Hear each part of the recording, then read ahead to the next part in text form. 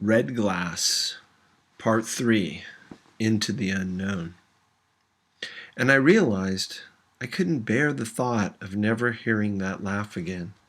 For me, it was like a spring of fresh water in the desert. Little fellow, I want to hear you laugh again.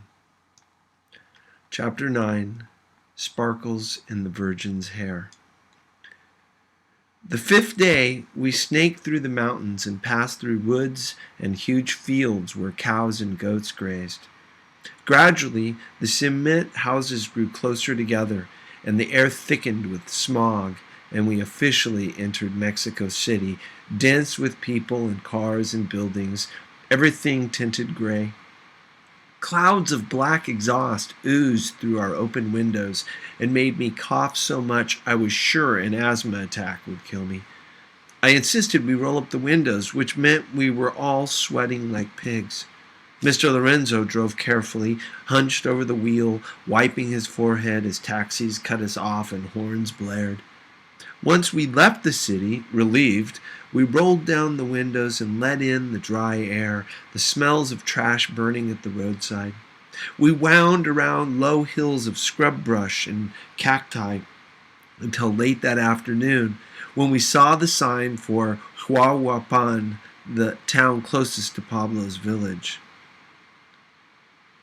"Ha-what-pan?" Dika cried. She squinted at the map, holding it at arm's length.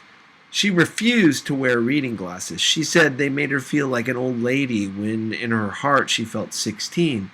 "Huahuapan," Pablo said.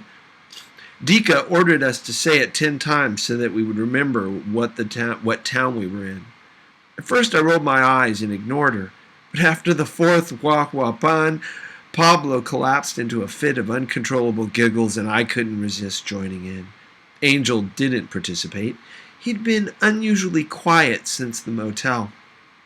At the gas station on the outskirts of Huahuapan, 2 men told us the road to Santa Maria Niquimi, Pablo's village, was closed because of mudslides. This was a common occurrence in the mountains in rainy season, they assured us, and in a couple of days the road would be clear. They suggested we stay in Huahuapan since we'd arrived smack in the middle of the yearly week-long festival for El Señor de los Corazones, the dark-skinned Jesus, patron saint of the city. Pablo's relatives weren't expecting us for 2 more days, and it would be only a 2-hour drive to his village, so we decided to stay. It seemed like a pleasant town, not too big, not too polluted, with neat rows of low pastel-painted stores and houses. Women in checked aprons and long braids were selling pyramids of mangoes on the sidewalk.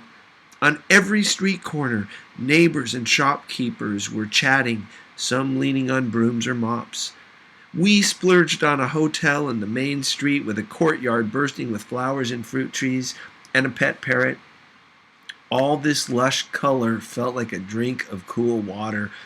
We waited in the courtyard with our bags while Mr. Lorenzo paid and got the keys. Dika and Pablo made a beeline to the parrot and offered it bits of banana leaves. It turned its nose up at the leaves, but seemed somewhat interested in the squawking noises Dika made. A line of ants toting pieces of neon pink flower petals crossed the concrete patio, meandered around the leg of white plastic chairs and tables, and disappeared into bushes at the base of a lime tree. Angel had to have a dozen lime girl jokes going through his head right now, but he kept his mouth closed, his lips pressed firm. Something was going on with him, and I couldn't figure out what. 2 girls about Pablo's age were making a show of wiping down the tables, but mainly whispering and giggling and staring at us.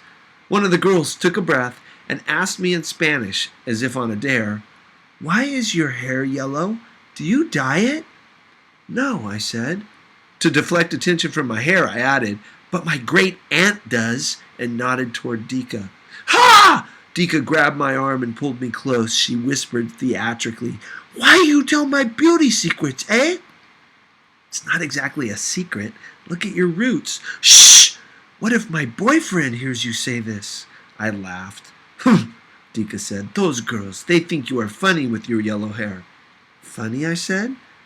Why could I joke around with Dika about her hair, but the second my hair's turn came, my stomach knotted up and I thought, yes, I am ugly. What's funny about it? I asked, hurt. Am I ugly, Pablo? Angel looked at me and opened his mouth to say something, then shut it again. Pablo said, "You're the most prettiest girl on the world." Thank you, little brother. I'd never called him brother before. He slipped his hand in mine. I want tacos for dinner. I squeezed his small hand. Then tacos you'll have, Principito.